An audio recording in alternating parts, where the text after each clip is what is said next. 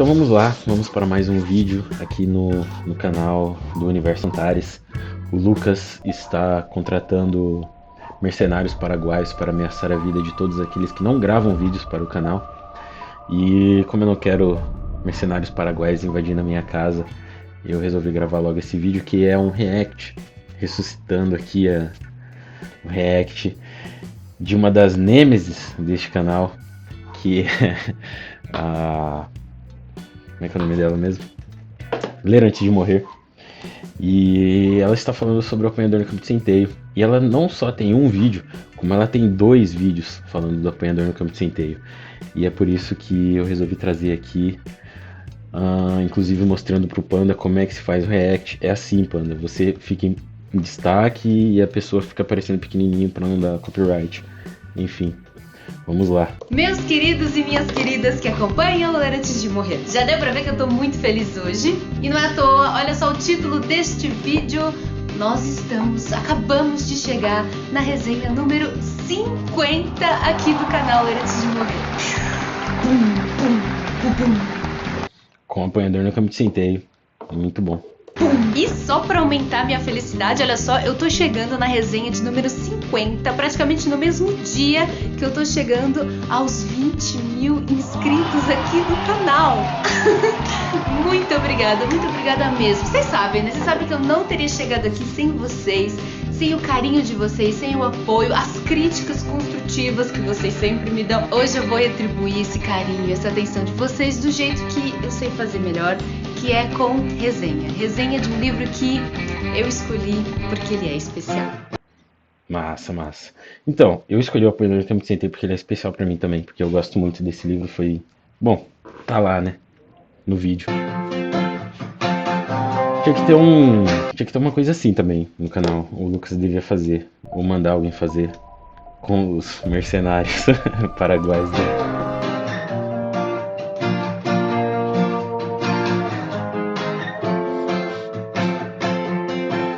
Nossa, eu não sabia do nome dela. Isabela. Ler Antes de Morrer é mais legal.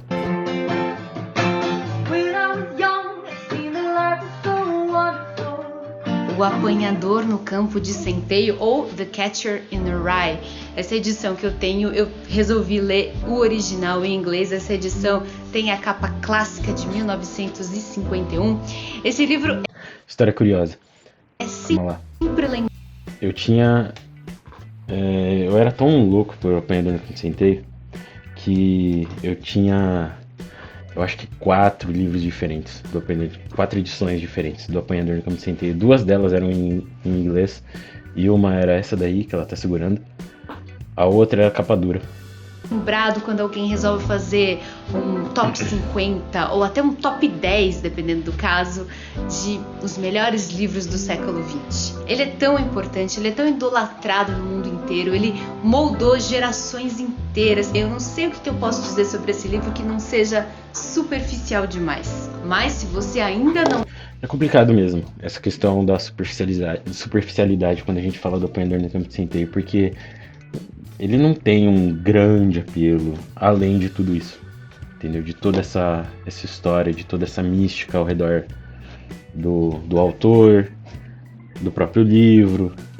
Então, a gente vai acabar caindo nessas superficialidades, mas é o que motiva muita gente a ler, né? Tipo, muita gente é curiosa para ler o livro. Teve até comentário lá no livro, no vídeo que eu fiz, falando sobre isso, sempre tive curiosidade em ler e tal. É mais por toda essa mística envolvida que está ao redor dele, assim. Mas é aquilo que eu falei ali no vídeo, eu acho que existe uma janela para você ler esse livro e gostar. Passou isso, ou antes disso, você não adianta. Não leu, eu sei qual deve ser a primeira coisa que eu devo te falar. Ela tem um quadrinho ali no fundo, a Bibi, muito legal. É que o Apanhador no Campo de Centeio não tem nada a ver com agricultura, tá? Sim, eu sei que parece besteira, mas eu, pelo menos, sempre que eu ouvia falar desse livro antes, eu imaginava que ele tivesse alguma coisa assim de rural, né? Isso nunca me passou pela minha cabeça. Nunca. Acho que quando eu li o livro eu nem sabia direito que era centeio, para ser bem honesto. mas eu nunca imaginei que tinha algo a ver com a agricultura. Enfim. É que se passasse numa fazenda de plantação de centeio. Muito pelo contrário, ele é um livro extremamente urbano que se passa, aliás, numa das maiores metrópoles do mundo, que é Nova York. Mas então, qual é a desse título? Isso não é tão fácil Spoilers, não pode falar. assim de responder. Me dá só mais uns minutinhos. Eu prometo que até o fim desse vídeo eu explico o que ele quer dizer. Mas Pô, é spoilers. Duvido que ela vai falar. antes eu preciso apresentar pra vocês o nosso protagonista, o nosso querido Holden Caulfield. E você não estranha que eu vou colocar só ilustrações nesse vídeo. Eu tenho um amigo que tem um chapéu de caça desse. Eu queria pedir pra gravar o vídeo aqui, mas já nem tá mais tão frio assim pra usar esse tipo de coisa. Porque, olha só, eu sempre tento colocar fotos de atores Mas ia ser engraçado. que interpretaram os personagens dos livros que eu resenho no cinema. Só que no caso do Apanhador do Campo de Centeio, não existe Graças a Deus. adaptação cinematográfica porque o autor, o Salinger, nunca autorizou. Então, não é que não tenha havido E, se eu não me engano, acho que tem um boato do James Franco querer fazer um filme quando entrar em domínio público. Igual aquele desastre que ele fez da adaptação do Sonho e a Fúria. Meu Deus. muitos Não. diretores e muitos atores que sonhassem em interpretar esse personagem. É simplesmente porque o autor nunca permitiu. Ele é do tipo que acha que a história dele não ia ficar legal se fosse levada para o cinema. Ou melhor, achava, né? Eu acho até que ia ficar legal, na minha opinião. Mas. É. Depende. Um Gus Van Sant, quem sabe, né? Achava, né? O Salinger já morreu. Mas ele morreu faz pouco tempo, então a gente ainda vai ter que esperar muitos e muitos anos até que a obra dele caia no domínio público. Então não tem jeito, se você quer conhecer o Apanhador no Campo de Centeio, você tem que ler o livro mesmo. Mas voltando ao Holden, ele é um dos personagens mais importantes da literatura em língua inglesa. Ele tá no mesmo patamar de personagens como o Huck Finn, ou o Atticus Finch, ou o Oliver Atticus Twist, Finch. enfim, esses... Realmente. Mas, bom, ele tá no patamar de importância, mas não dá pra colocar ele no mesmo balaio que o Atticus, não. O Atticus tá ali, ó, muito acima. Como diz o nosso amigo Tibúrcio, não, é o Tibúrcio que fala isso, eu vi isso daí. Ele fala muito disso, mas quem fala é o Northrop Frye, né? Então é o Tibúrcio citando Northrop Frye. Ele é um personagem de nível mimético alto. Desculpa. Tá de manhã e tá frio, nossa. E tem um mercenário vindo pra minha casa, me obrigando a fazer vídeo.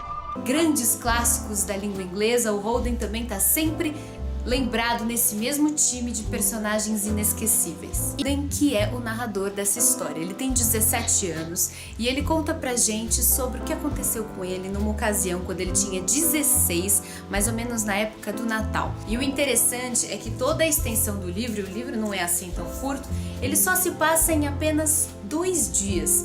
Do fim da tarde de um sábado até a hora do almoço de segunda-feira. Então é um período de tempo assim bem pequeno. E para aumentar ainda mais essa aparente simplicidade, o Holden escreve exatamente do mesmo jeito que um adolescente de 17 anos fala, cheio de gírias, ele é repetitivo muitas vezes, ele não usa palavras e não usa expressões difíceis em momento nenhum, mas eu já vou avisando que a simplicidade acaba aí. O Apanhador... Isso daí foi uma genialidade do Salinger, e que é algo que acabou chamando muita atenção da crítica naquela época. É a forma como... O livro é narrado em primeira pessoa, então é a forma como ele captou esse falar urbano, jovem, transgressor até de certa forma, dos jovens naquele momento. E é de fato uma genialidade, né? O Salinger não era novo quando ele escreveu esse livro. Então, ele não era um adolescente, assim, né? Era novo, mas não era adolescente. Então, houve de fato ele captou ali uma coisinha ali da sociedade americana que poucas pessoas captaram. No Campo de Centeio é um desses livros que conseguem usar palavras extremamente simples para falar de questões absolutamente profundas. Então, é simples, mas ao mesmo tempo é um negócio a ser admirável. Porque, tudo bem, é um modo de falar mais simples, né? O do jovem.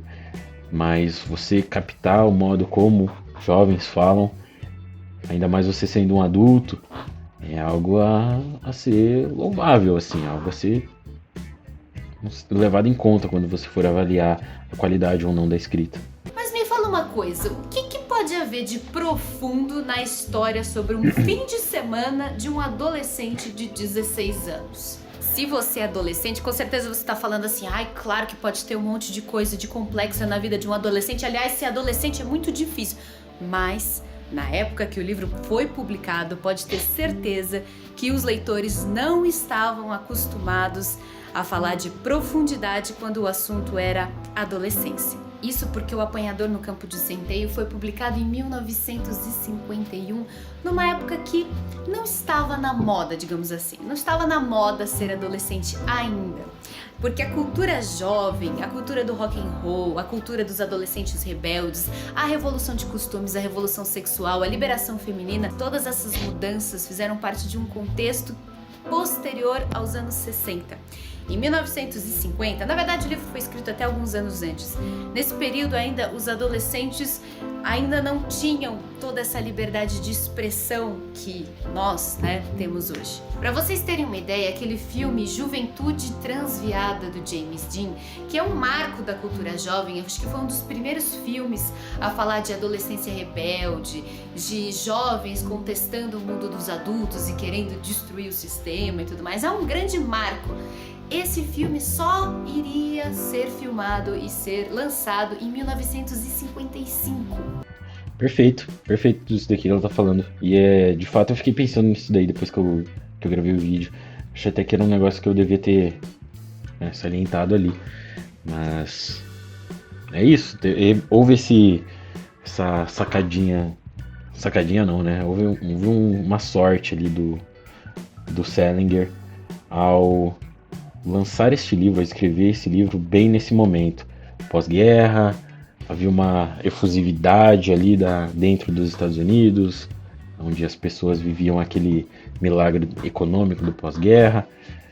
E pela primeira vez na história, os jovens se colocavam no papel de protagonistas da sociedade. Então vocês podem imaginar como que em 1951 os leitores desse livro ficaram ao mesmo tempo fascinados e também chocados com a audácia desse narrador, um verdadeiro moleque que, com uma linguagem de moleque, fala sobre assuntos como sexo, inclusive homossexualidade. Ele faz críticas à hipocrisia da sociedade, ele critica a religião, ele critica as escolas, ele faz uma série de críticas muito mordazes ao mundo em que ele vivia. As pessoas se perguntavam, e pra falar a verdade, as pessoas se perguntam até hoje, afinal de contas, quem é esse tal de Holden Caulfield e por que ele odeia?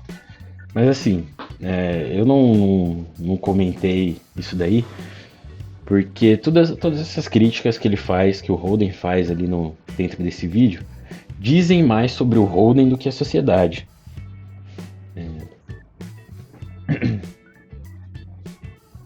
Todo mundo. Por que ele é tão solitário e não consegue se encaixar em lugar nenhum? O que será que aconteceu na vida dele antes desse fim de semana para ele ter se tornado do jeito que ele é? Ou melhor, será que ele é um doente mental? Ou é só um adolescente confuso? Todas essas perguntas, eu já vou logo avisando, elas não têm uma resposta pronta. Na verdade, são anos desde que o livro foi publicado que vários estudiosos, vários acadêmicos, professores e o público em geral tentam descobrir todos os mistérios desse livro, que eu te garanto não são poucos, mas o fato é que mesmo sem compreender tudo que se passa na cabeça do Holden, a gente ao longo da leitura, a gente vai aprendendo a gostar muito dele. O Holden foge completamente de todos aqueles clichês da adolescência. Ele não é só um garoto rebelde, inseguro, que odeia todo mundo. Ele é muito mais do que isso. E pra falar a verdade, vamos ser bem sinceros aqui, todo adolescente é um pouco mala, né? Eu, pelo menos, fui uma adolescente mala. Mas o Holden, ele vai muito além. É que eu acho que muitos desses rótulos vieram com o Holden, inclusive, como rótulos para caracterizar o Holden, eu acho. Apesar de parecer um garoto desajustado, o Holden na verdade tem uma doçura e uma inocência de uma criança pequena. A maior angústia dele é perceber que ele tá crescendo e tá sendo jogado Vamos ver se ela vai falar de um negócio chave aí pra entender essa personalidade dele. leões do mundo dos adultos. Ele tem raiva, ele tem desprezo pelo mundo dos adultos. Se você leu esse livro em inglês, você vai ver que ele usa uma expressão o tempo todo. Phony. Na primeira tradução, essa palavra... Putz, esqueci como é que foi traduzido, mas enfim, marcou bastante a tradução do phone. Phony significa hipócrita, significa falso. Para ele, todos os adultos são hipócritas. E dito isso, vamos então falar do título.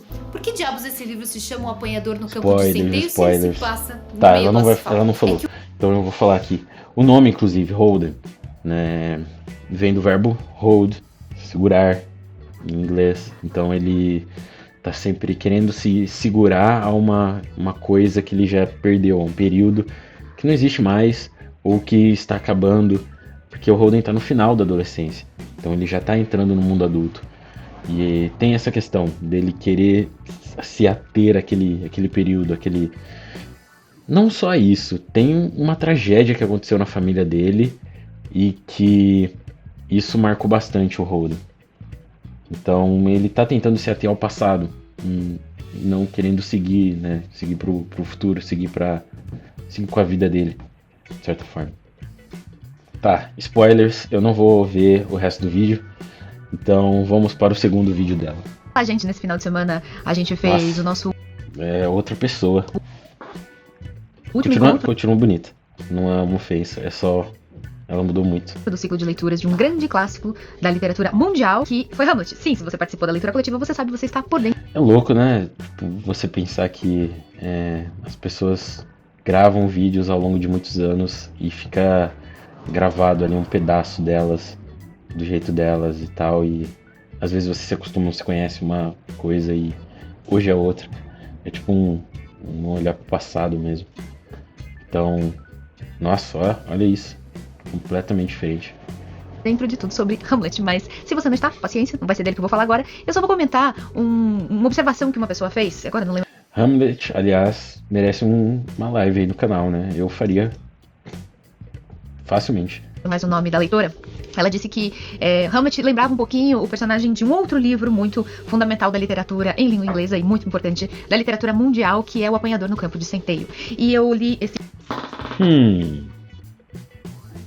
Curioso. Eu acho até que eu entendo essa associação, mas eu teria que pensar um pouquinho mais sobre isso. Hamlet e Holden. Esse comentário na hora e fiquei, nossa, que comentário disparatado? Não tem tanto a ver não, tem nada a ver um com o outro, mas eu fiquei com essa pulguinha atrás da orelha e pensei, ora, mas se não é uma oportunidade Bom, os dois começam com H, né? de falar sobre o apanhador no campo de centeio, no nosso novo quadro, né? O canal tá cheio de novidades, vale a pena ler de novo. Tcharam! Então é isso, eu criei esse quadro Vale a Pena Ler de Novo porque o canal já tá ganhando umas... Esse canal precisa de umas vinhetas assim. Quê? Esse canal aqui. Para com essa certo, sim, história, um tempo de vida, e depois desses 7 anos, né, depois de cumprir 1/3 da nossa meta de 1001 leituras, eu começo a perceber que eu... Cara, 1001 leituras. Eu acho que eu já li mais de 1000 livros ao longo da vida, mas fazer vídeo de... Nossa, muita coisa. Eu mesma já estou me distanciando dos livros que eu li lá atrás, e que alguns deles valem a pena. Porque a gente lê muita porcaria, né? Então, eu não ia fazer vídeo de porcaria. É mentira! Mas enfim. Ser revisitados, porque a minha memória é boa, mas ela não guarda tudo. E O Apanhador no Campo de Centeio, eu tenho aqui 2 versões, já falarei sobre elas, foi a leitura número 50. E eu lembro que eu achei a leitura muito fácil a ponto de eu ter conseguido fazê-la em seu idioma original. Eu comprei essa edição aqui. Olha lá. E The Catcher in the Rye. Eu lembro, olha, foram outros tempos, né? Eu fui na Livraria Cultura, nem sei se a Livraria Cultura ainda existe, a maioria das lojas fechou. E eu paguei, talvez não tenha sido muito caro nesse livro, porque também o dólar... Olha, registros do passado, total. Livraria Cultura. Dólar, né? Custava menos em 2015, ó. Custava menos do que custa hoje. Mas seja como for, era um livro acessível e eu li em inglês, mas ele era acessível essencialmente por causa do tempo. Saudades. Foi um dos primeiros romances. Eu acho que eu comprei. Deixa eu ver quando é que eu comprei a minha edição. As edições que eu tinha em língua inglesa. Acho que 2014, 15. Da história, da literatura, que tentou emular a fala de um adolescente. O narrador desse livro tem 17 anos e tá contando pra gente o que aconteceu durante um fim de semana Olha esse desenho. muito importante Da na hora. vida dele. Então a história começa num sábado e termina na segunda-feira, mais ou menos. São só 2 dias. E ele escreve, ele tem 17 anos, mas ele conta sobre um final de semana que aconteceu no ano anterior, né? No Natal do ano anterior, quando ele tinha 16. É importante esses dois marcos temporais, né? Pra gente saber que o Holden Caulfield, esse é o nome do protagonista que está narrando, não é o mesmo Holden Caulfield que está vivendo essas aventuras, né? O Apanhador no Campo de Centeio, durante muitos anos, foi publicado no Brasil, numa editora muito Cara, editora do autor. Essa, eu inclusive ainda tenho a minha edição do Apanhador no Campo de Centeio dessa editora. Acho que uma das últimas edições que eles lançaram, se não a última, porque agora é publicado pela Todavia, com a tradução do Galindo, inclusive. peculiar. Mas eu nunca li. Eu falei do Fone, né? Eu não sei como é que ficou nessa nova edição aí da tradução do Galindo. Mas o Galindo é gênio, então deve ter ficado boa. Chamada Editora do Quer dizer, com certeza ficou boa.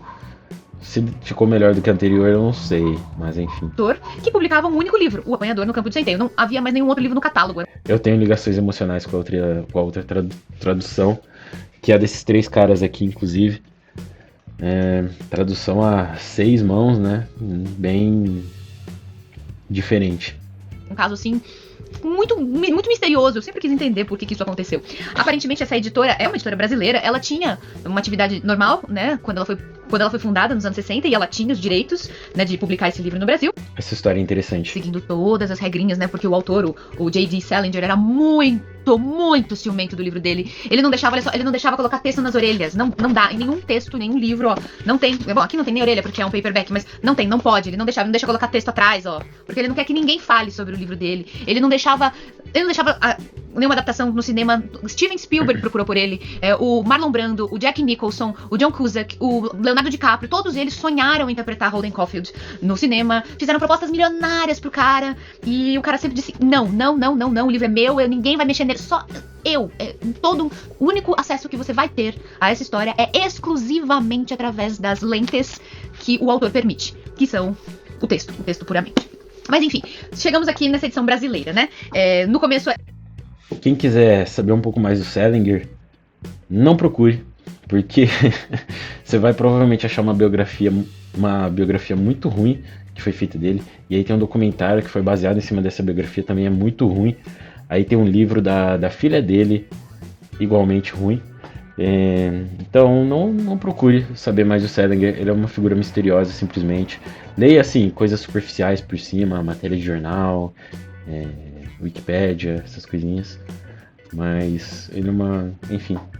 a editora do autor tinha vários autores, mas depois os sócios brigaram, aconteceu um monte de encrenca jurídica, e aí ficou que a editora só tinha um livro. E era um livro que sempre vendeu, porque esse livro vendeu mais de 70 milhões de exemplares desde a sua publicação em Bom, a edição que ela tem é a 12ª, né? Isso já diz muito. 1951, então é uma fonte de dinheiro sempre muito segura, né? E durante muito tempo essa era a única edição que tínhamos, variava pouco a capa, e aliás nunca era muito bonita a capa, porque, enfim, era o que a editora podia fazer, até que uma revolução aconteceu em 2019, né? A editora Todavia conseguiu a façanha Olha só. de adquirir os direitos autorais da obra do Salinger no Brasil. Ela Não já só o Apanhador no Campo de Centeio, mas uma Todavia. série de outros textos, muitos inéditos, enfim. E eles conseguiram publicar uma versão com a capa original clássica do mercado americano, ficou assim. A Todavia publicou o Apanhador no Campo de Centeio e todos os outros livros possíveis de serem licenciados, eu acho. Porque assim, eu sei que eles publicaram ainda Fran e Zoe, uma capa linda, maravilhosa. Aliás, 2 novelas muito boas do Salinger. E o 9 Histórias também.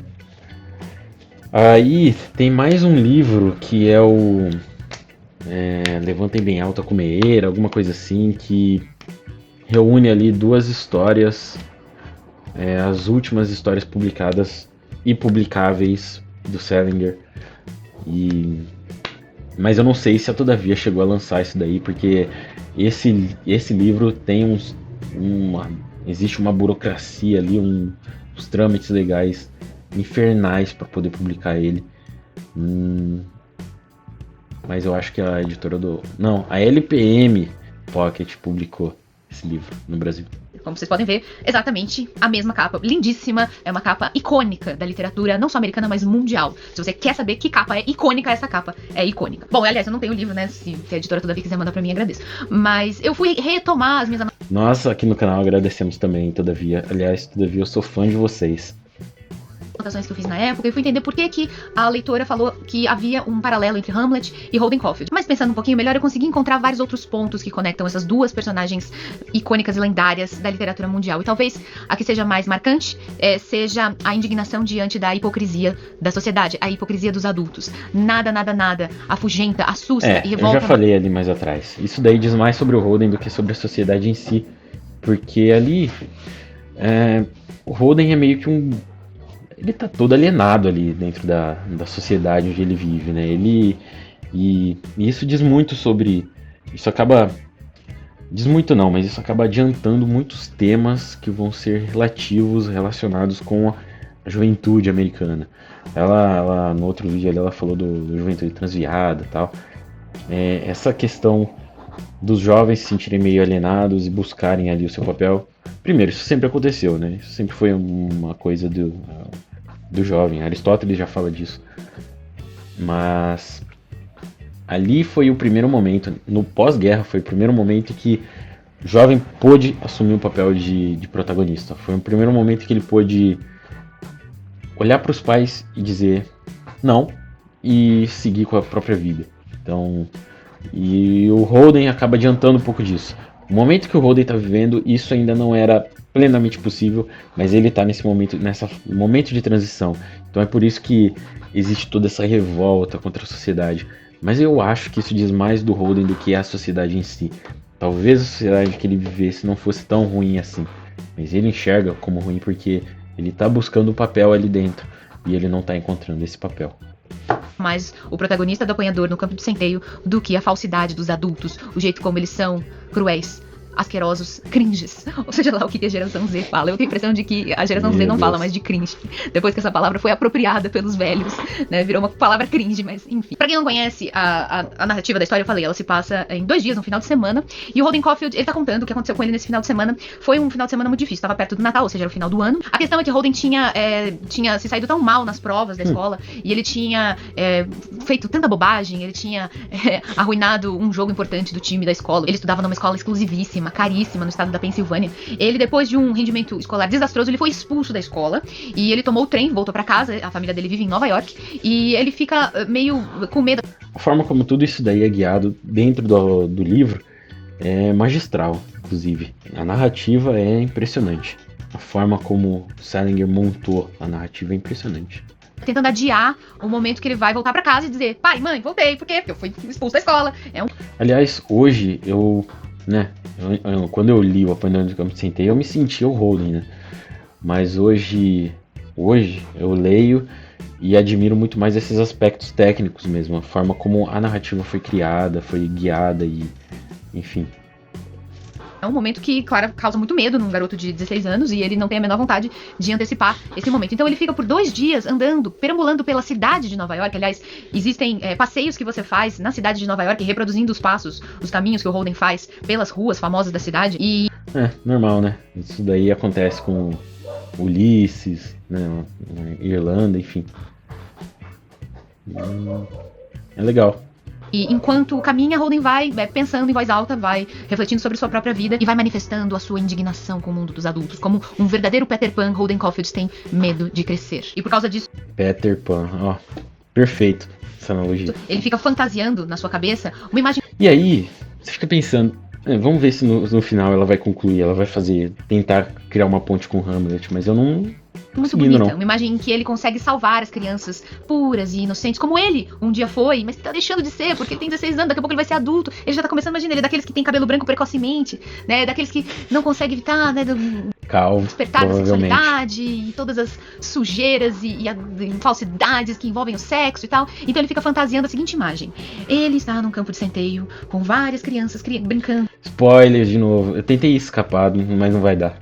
alegremente, inocentemente, e o centeio alto. Só que elas não enxergam, porque elas são pequenininhas, né? O mato é alto. Elas não enxergam que logo ali, um pouquinho ali adiante, tem um precipício que elas vão cair, porque elas estão andando inexoravelmente naquela direção. Esse precipício é o quê? É o mundo dos adultos, é o mundo do crescimento. Então ele fica fantasiando que o que ele gostaria de ser é o apanhador no campo de centeio. Ou seja, a pessoa que vai catando, vai salvando as crianças antes delas caírem no precipício, antes que elas se tornem falsas, O Peter Pan. fajutas, cringes, escrotas, porque todos os adultos são assim. Essa foi a primeira vez que uma obra literária conseguiu captar, em 1951, gente, foi a primeira vez que ela conseguiu captar o espírito do adolescente, as angústias de sair da inocência da infância e penetrar na vida adulta, e de maneira muito honesta, muito crível e muito comovente também. Holden Caulfield é um adolescente de verdade, ele é insuportável, ele é chato. Não sei se ela foi a primeira, porque o Holden entraria nesse o Apanhador do Campo de Centeio talvez estaria ali entrando num romance de formação. Ele quase entra, né? Mas enfim, não chega a ser um romance de formação per se. Mas o romance de formação já existia. Agora, o que acontece é realmente essa questão do jovem protagonista, essa questão de buscar um papel na sociedade, e que aí culmina nos anos 60 e todas as revoluções que aconteceram ali naquela época, as evoluções culturais. Ele finge, ele tenta se proteger, não se expor, não mostrar tudo aquilo que ele tá sentindo, tudo aquilo que ele tá sofrendo. Ele tenta se esconder embaixo de uma capa de indiferença, de agressividade. Ele fala palavrão, ele finge que não tá nem aí pra nada, mas é óbvio que ele tá precisando de muita ajuda. Ele tá precisando, acima de tudo, de alguém que o ouça e que simpatize, que empatize com ele. Mas ninguém ouve o Caulfield. Ele vai encontrar um monte de pessoas quando ele vai andando pra Nova York. Ele conversa com o motorista de táxi não tá nem pra ele. Ele encontra uma prostituta, ele até chega, né, a quase, né, ele paga uma noite pra prostituta, mas acaba não dando certo. E ele, nem pra isso, nem pra ouvir. Sabe aquela coisa da prostituta que ouve, né? Pelo menos ele ouve o cliente, né? Com paciência, com doçura. A prostituta não tá nem aí pra ele. Ele encontra freiras, ele encontra pessoas diversas conforme ele vai caminhando e cruzando com as pessoas na cidade, e ninguém tá de fato disposto a ouvi-lo. Até que no final dessa jornada ele vai encontrar quem o ouça, quem o compreenda. E é claro que eu não vou contar nada porque você precisa ler esse livro. Você vai ler em pouco tempo. Agora não tem desculpa, né? Não precisa mais ficar com a edição feia. Não tem desculpa porque tem uma edição lindíssima, com uma tradução nova, que foi bastante comemorada, né? Além de tudo, além de ter uma edição nova no Brasil, que obedece, né, a estética da capa original, também teve uma tradução nova que passou por um pente fino e que tenta, né, reproduzir essa voz do... Eu tenho um amigo que ele leu o Apanhador, ele tentou ler o Apanhador no Campo de Centeio nessa edição do Todavia, e aí ele comentou comigo que talvez a tradução fosse ruim. Ele não é entendido em nada dessas coisas e tal, de tradução, ele nem se liga tanto nisso, mas ele comentou isso porque eu sou tradutor, né? Eu fiquei pensando, pô, mas é o Galindo. Do Holden Caulfield. Essa voz é muito importante. Dizem que, você pode fazer qualquer coisa virar um filme, virar uma série, tudo é possível, mas dizem que Aí eu quero muito ler, mas hoje em dia eu só leio quadrinho, então...